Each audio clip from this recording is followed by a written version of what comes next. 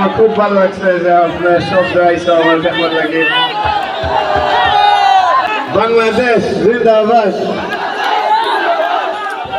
জিন্দাবাদ, জিন্দাবাদ, বাংলাদেশ জিন্দাবাদ। Thank you Hamza. আমার খুব ভালো লাগছে যে আপনারা সব যে আইসুন আমারে দেখবার লাগি এমন কথা বললেন বিশ্ব তারকা এবং ইংল্যান্ডের জাতীয় ফুটবল খেলোয়াড় বাংলাদেশ বংশোদ্ভূত হামজা চৌধুরী। হামজা চৌধুরী আজ তার নিজ গ্রামে নিজের বাড়িতে এসে এইসব কথা বলেন, জনতার ঢলে এইসব কথা বলেন দেওয়ান হামজা চৌধুরী।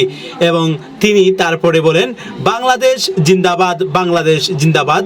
এই কথাটি ৩-৪ বার বলেন।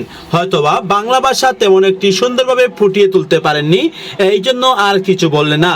জনসমুদ্রে এই সব কথা হামজা চৌধুরী তুলে ধরেছেন। হামজা চৌধুরী খুব সুন্দরভাবে সকলের প্রতি ভালোবাসা নিবেদন করেছেন। ফুটবলার হামজা চৌধুরী তেমন সুন্দরভাবে গুছিয়ে বাংলা বলতে পারেননি। তার বাবা সুন্দরভাবে সকলকে বাংলাতে সুন্দরভাবে বক্তব্য দিয়ে বুঝিয়েছেন। এ সময় তিনি বলেন, এখানে ঢুকতে যে অবস্থা হয়েছে, সবাই এত পাগল মতন হয়েছে যে হামজা যে 2 দিন জার্নি করে আসছে কেউ এই কাছে এনজয় করতেছে না। আমি সুন্দর মতো ঘরে কিন্তু ঢুকাইতে পারতেছিলাম না। যারা আসছে মেম্বাররা যারা আসছে আমার সঙ্গে আসছে, ওরা আমাদের সঙ্গে থাকবে। থাকার পরে ওরা হামজাকে নিয়ে চলে আসছে, বলতেছে হামজা যদি কমফোর্টেবল ফিল না করে আমরা হামজাকে এখানে রাখবো না, আমরা এখানে নিয়ে যাবো। কাজেই আপনারা আধা ঘন্টা সময় অপেক্ষা করেন যদি হামজা নিয়ে কমফোর্টেবল করতেছে। যদি হামজা ওরা কথা হচ্ছে আবার ন্যাশনাল স্বার্থকে দেখতে হবে, ওকে আনা হচ্ছে একটা বিশেষ কাজে। বিয়ের কাজে আসছে দেশের জন্য খেলবে, দেশের মানুষ তাকে ভালোবাসে, আমরা শিখাচ্ছি, বুঝতেছি আপনারা ভালোবাসেন। কিভাবে কিরকম ভালোবাসা আসেন আপনারা বুঝতেছে। রাস্তায় মানুষজন পাইছি, শুধু হামজা ভাইয়া স্লোগান দিচ্ছে এয়ারপোর্ট থেকে। হামজাও তো একটা মানুষ। গতকালকে সে একটা গেম খেলছে, গেম খেলার যখন রেস্ট করে নেয়, বাসায় যায় না, শুধু এয়ারপোর্টে চলে আসছে। এয়ারপোর্ট থেকে ফ্লাইট করে সে আজকে সকালে এসে ঢাকায় সিলেটে নামছে। নামার পরে এই পর্যন্ত তাকে আর টানা হেস্তা করতে করতে তার এক জায়গায় বসতে পারে নাই। 1 ঘন্টার উপর রাখছে আমাদের এয়ারপোর্টের ভিতরে। কাজে আপনি একটু নীরব হয়ে একটু বসেন না, বাসার টাকা দাঁড়াইয়া থাকেন। আধা ঘন্টা হামজাকে একটু রেস্ট দিয়ে দেখি, যদি হামজা শরীর খারাপ হয়ে যায় হামজা আসতে পারবে না, সে চলে যাবে। আপনারা কি চান হামজা চলে যান? খালি দয়া করে একটু শান্ত হয়ে বসুন। আর ওই বাড়িতে অনেকে ঢাকাঢাকি করতেছে, অনেক সাংবাদিকরা, আমার সঙ্গে সাংবাদিকরা ঢাকাঢাকি দেখলাম রাগ উঠে যায়, আমি সব কঠিন হয়ে যায়।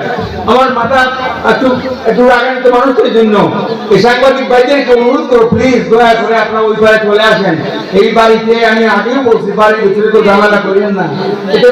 বাড়ির ভিতরে মেয়ে ছেলেরা আছে, আমার ছেলের বউ আসছে, নাতিনা ছেলে আসছে, আমি চাই না ওইখানে কেউ ঝামেলা করুক।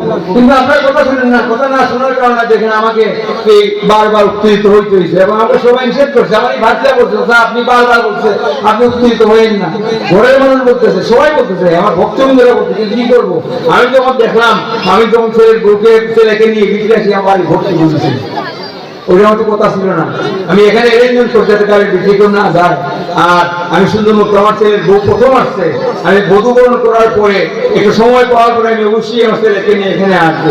কিন্তু এখন আমাকে বাবুদের কর্মকর্তারা বলছেন যদি হামজা কমফোর্টেবল ফিল না করে তাহলে আমরা হামজাকে ওখানে যাইতে দিব না। তারা হামজাকে নিয়ে আসছেন একটা বিশেষ কাজে, দেশের জন্য কিছু করার জন্য। আজকে স্থান যদি ওর শরীর খারাপ করে ফেলে তাহলে সেটা খেলতে পারবে না। আমাদের বিশেষ স্বার্থ নষ্ট হয়ে যাবে।